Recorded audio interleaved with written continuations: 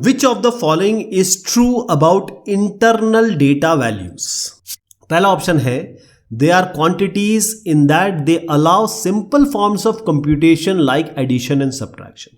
दूसरा है they do not support multiplication और डिवीजन। तीसरा है centigrade temperatures are internal data values. और फाइनली है all of the above.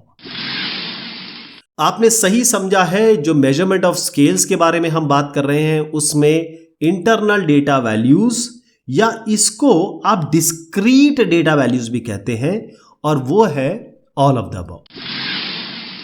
Measurement of scales या स्केल ऑफ मेजरमेंट में इंटरनल डेटा वैल्यूज या डिस्क्रीट डेटा वैल्यूज क्या होती है?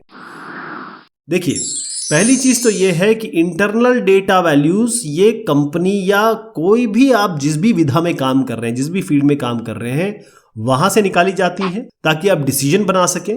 लेकिन असली चीज यहां पर आती है कि जितने भी हम डेटा के बारे में बात कर रहे हैं उसको हम दो भाग में डिवाइड कर सकते हैं। जहां पर नंबर नहीं होंगे उसको हम कैटेगोरिकल या क्वालिटेटिव कहते हैं।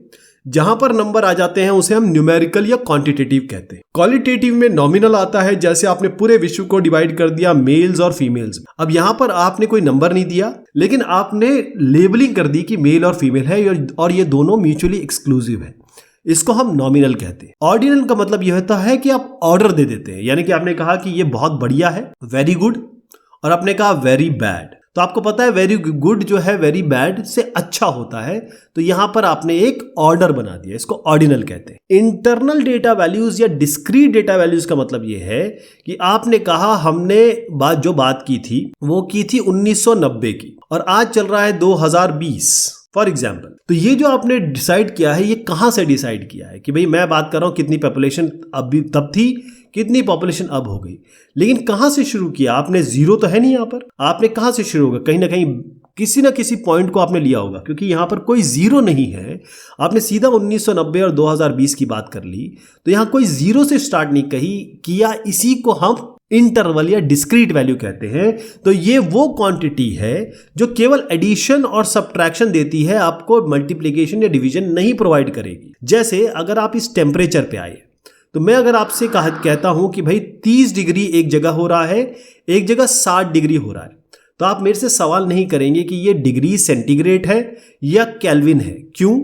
क्योंकि आपको पता है कि 30 और 60 में 30 का डिफरेंस है, 30 का डिफरेंस है। इसीलिए मैं एडिशन और सब्ट्रैक्शन की बात कर रहा हूं। मैं ये कभी नहीं करूंगा कि 60/30 करके आपको बताऊंगा, क्योंकि इसका जीरो मुझे पता ही नहीं है। ये केल्विन भी हो सकता है, सेंटीग्रेड भी हो सकता है।